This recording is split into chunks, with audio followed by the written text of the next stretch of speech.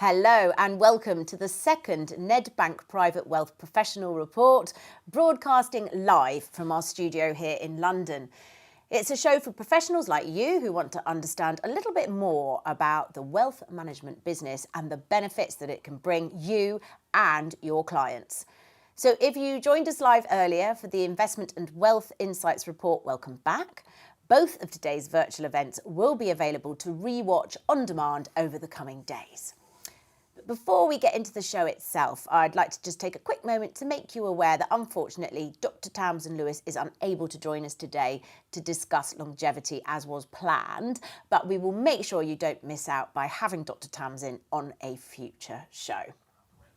So let's get started. Joining us today is Head of Business Development UK, Andrew Simpson, who will be discussing the benefits of using Nedbank Private Wealth as a trusted partner and also looking at questions that you should be asking to potential professional partners.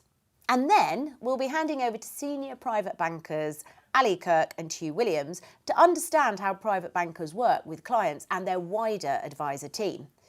And then finally, we're going to end with a Q&A. So please send in your questions throughout the show for Andrew using the panel on your screen.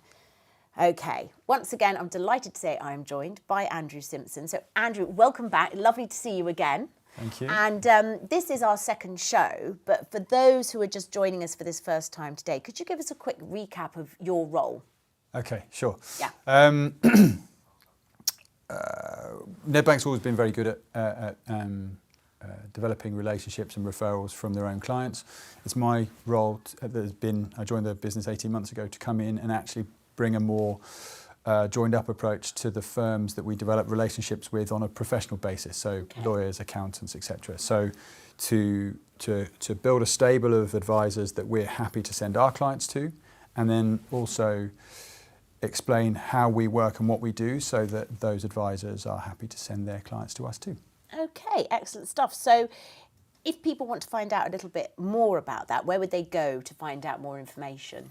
Obviously you can reach out to myself or where we've just redone our website as well. So there's a whole area on professionals with specific areas, sectors like family law, immigration law, tax advisors, etc. So that would probably be a good starting point. Yeah, it's great to have those recommendations, I guess, then you really know they're good. Absolutely. Yeah. And also we have a YouTube channel as well that has loads of interesting clips about things that we think are relevant to that advisor network. Okay, excellent. So we are going to pop a link, by the way, to that playlist into the panel on the screen for you to dive into, but not just yet, obviously, but before you go dashing off.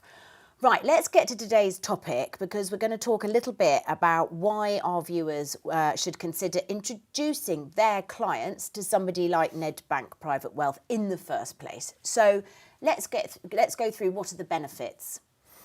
Okay, well, in terms of what we are, so it's probably worth highlighting that we're a boutique private bank and investment manager, and we lead with wealth planning.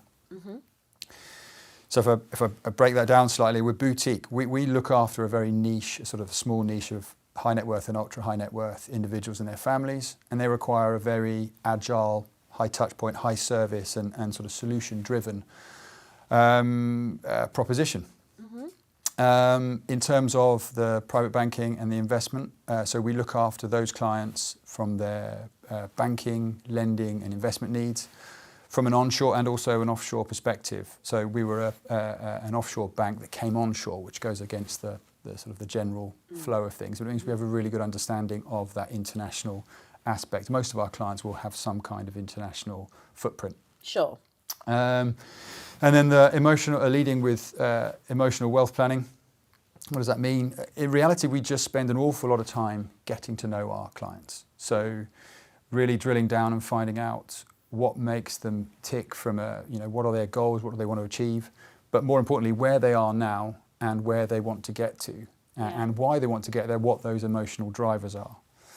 And what that does is, because we spend the time really understanding the clients and we lead with wealth planning, which is quite unusual, it enables us to have a really full understanding of the client's needs, which means we can then tell where there's other areas that we need to refer them out for additional advice, whether that be to a lawyer or a tax advisor, for example. Okay, that sounds Very, very good. And as you say, very sort of joined up way of doing things.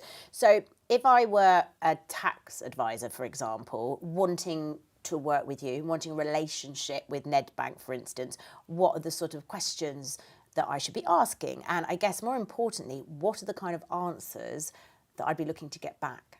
Okay. There's obvious questions in our sector that everyone knows that would probably be on that list, which things like investment return, rates on lending, rates on deposits. Problem with those things is it changes a lot. So, as we all know. So I wanted to look at what questions they should be asking, or what I think is relevant long term.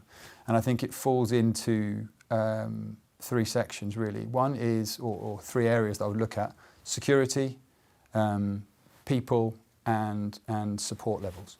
Okay, so let me dig a little bit deeper into that. When you're saying security, what are we talking about? Are we talking about bouncers? Are we talking about safes, locked safes, laser grids? No, none of the above. There's all sorts of different ways you can look at the security of a financial institution. But from a banking perspective, I think we look at deposits. So, and there's two things there. One, what is the source of those deposits? Is there a diverse source of those funds, or is it one or two big corporates? So for us, it's many high net worth individuals that put them. So that's nicely diverse. And then the other side, or the other thing to look at, would be how much of those deposits do we loan out? What's that ratio? Okay. Most retail banks will be around 80-85%. We're at 25%. And what does that mean? Well, if there is a run on the bank for whatever reason, if you're at 85%, there's not much wiggle room before you've got a problem. Whereas at 25%, it's actually, you've got a fair bit of runway. And I suppose it's an insight into the conservative nature of that business and how prudent they are. Okay. And I guess there's also a lot of sort of trust in terms of if you're putting your money somewhere, I mean, in a very simplistic way, you want to know that place is going to be around in years to come? I suppose that's sort of point number one for someone. If there is a third party referring to us, that's probably the thing that's very important. Yeah, and sort of need that sort of reassurance. And also, people like people, right? So I suppose a big part of what you do is being personable.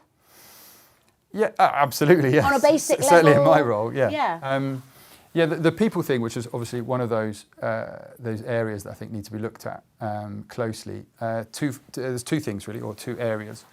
One is time, one is continuity. And when I say time, I mean that the amount of time a relationship manager or as a banker, a private banker, can get to spend either with the client or working on behalf of the client. Okay. If you've got hundreds of clients versus someone who's got 50 clients, you can't provide the same level of attention, service, curiosity, which goes back to my first point about really understanding the client. You simply can't do it if you don't have those attractive ratios. Yeah. And then the continuity. I'd say if you're looking at someone you're going to pass over for a long-term relationship, you want to make sure that they're not having a new person looking after them every year, every 6 months, every couple of years. So what is the tenure for people at those businesses? Do they stay for a long time, or have they maybe not quite got the culture right, and therefore people leave, in which case you're having to have similar conversations? And then you've got to build all that trust again as well. Exactly. Yeah, I totally get that. And then what about in terms of giving support out to your clients as well? Well, the support for the clients is a given. I think the important thing is the support for the intermediaries. So for when someone sends us, well, if we have an intermediary that's not referred to us before, in particular, there has to be a real hand-holding process. Right. Because when they first receive the documents for onboarding a client, there's a lot of information there, and actually it can be a very time-consuming event getting those forms prepped and ready. So we actually have those meetings. We do a Teams meeting if face-to-face isn't an option. Yeah. And we go through those. Application forms, and I think so. For me, that would be an important thing to be able to check what level of service do they get from that perspective. To make sure that it's an easy process. As the professional advisors are busy, they don't have time to be messing around and getting confused with forms. Sure. So you want that kind of easy onboarding process. Exactly. Got it. So that is very helpful. And if any of our viewers are looking around for a wealth management company to work with that will really give them a foundation to find the best fit for them and their clients, I guess then that's sounding like that's exactly what you're providing. Absolutely. And we are making a big push on having that integrated approach. So where historically, and I think it's still on the mainstream, if you have a client and they need, so if we need to send someone out for advice, historically you would send that client out to an advisor. They would do that piece of work and come back. Right. We're making a real push to make it much more integrated. So rather than sending the client out, we're bringing the advisor to the table. We're giving them a seat at the table. Yeah, so that you can be a spectator in that conversation. Yeah, so that everyone's party to the same information. Got it. Nothing slipped through. Clients don't miss out a particular bit of information that they shouldn't have.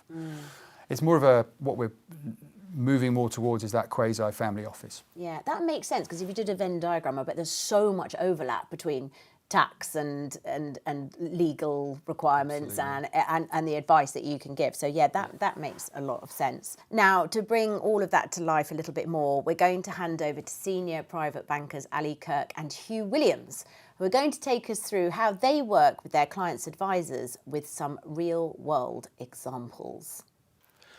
As a senior private banker, I'm often invited to be part of what's known as a beauty parade, where an advisor arranges for a number of wealth management firms to showcase our offering and to find the best fit for their client. This often includes both presentations and discussions where we can outline our strategies, share some of our examples of track record, showcase our range of products and services, and of course demonstrate how we work with clients and a team of advisors. This valuable process is ultimately to find the best partners to effectively manage your client's wealth and provide personalised solutions that fit your client's needs and goals. There are many occasions where we're asked to take part in one of these sessions, but a good example of this is where someone has, for one reason or another, become the financial decision maker. This could be due to divorce, death of their partner, or inheritance from a parent, and so on.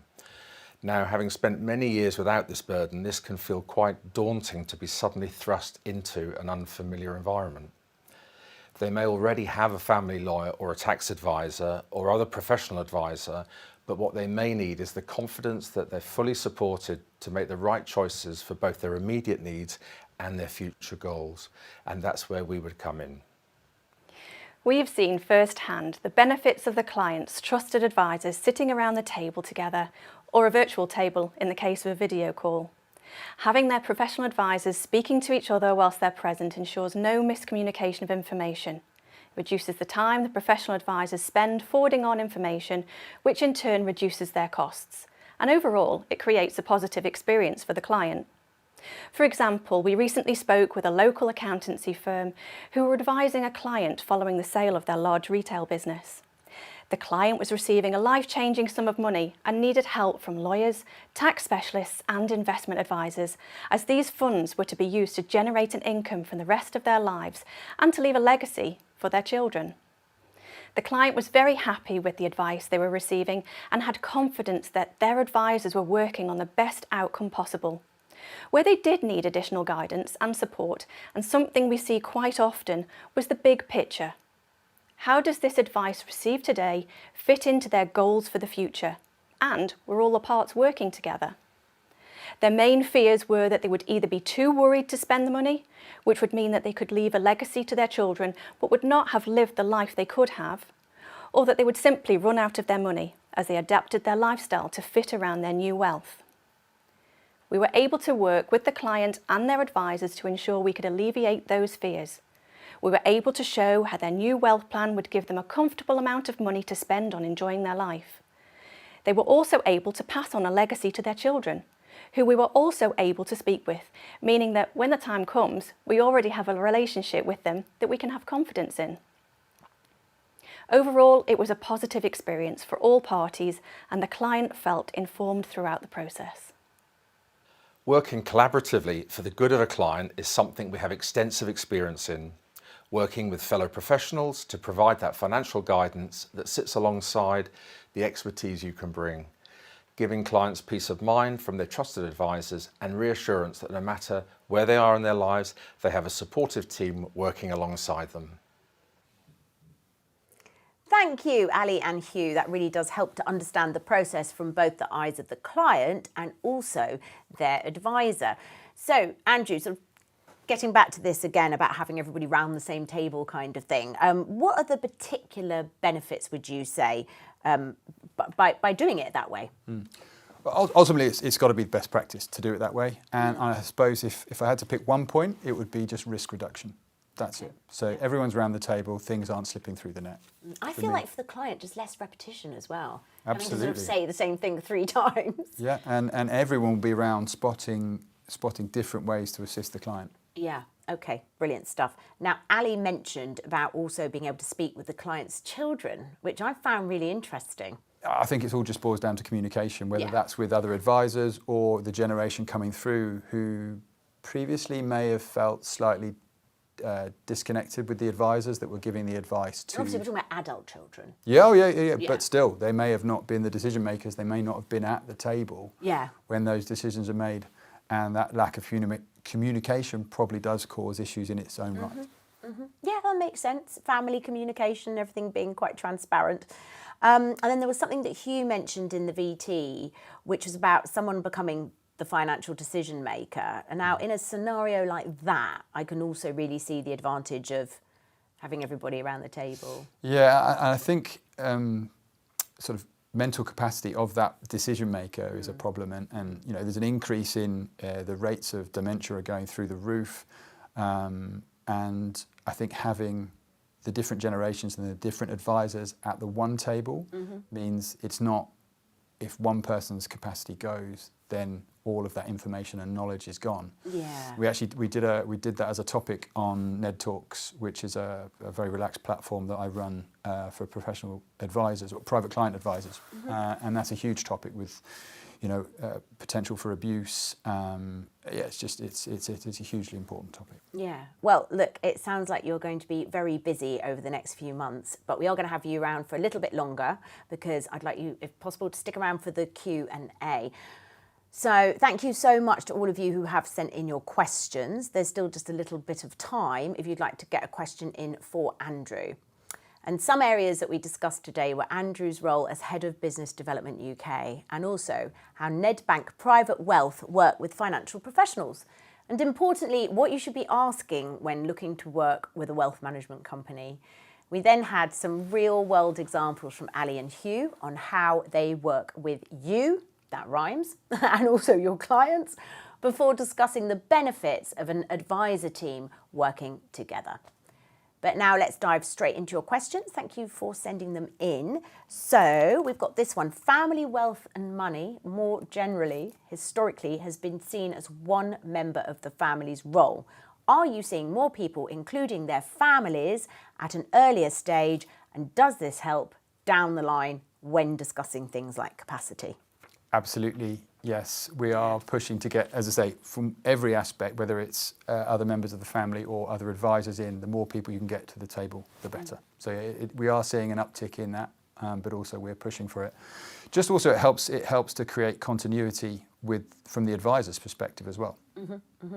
And somebody here has asked and said that they're interested in joining and possibly speaking at a future Ned Talks. So how would they do that, and are you open to suggested topics? I'm always open to suggested topics. Pretty much all of the topics I use are usually coming to me by suggestions from people that listen in. Yeah. In terms of, I don't know if we're giving the link out for Ned Talks, but if not, just you can contact me and I'll be able to provide that. Okay, brilliant stuff. And yeah, definitely do it. Go for it. Do a Ned Talk. That's great. We've got another question here. How would I go about setting up a beauty parade and involving Nedbank Private Wealth? It would essentially contact me. I'll be able to look at what the situation is with the client, who would be the best fit from the wealth planning perspective, from the private banker's perspective. Okay, what details on the client would you need pre-beauty parade? That's going to vary. It probably all boils down to pick up the phone. and let's have a conversation about what the clients. It's one of those ones I can't cover it in Yeah, text. it's too broad. Yeah. Okay, so basically get in touch and then you'll get all the information, yeah? And have a proper conversation. And lastly, what types of clients would you consider? Well, we have an entry, so clients with either £1 million to lend, that need to lend, deposits of £1 million or an investment of £1 million. It's £1 million. Yeah. Okay, thank you so much. Right, thank you very much, but I'm afraid that's all that we've got time for. So we've covered a lot. For more information, please use the links in your panel. We will put all the info there that you could possibly need. But for now, thank you so much for joining us, and we look forward very much to seeing you again next time.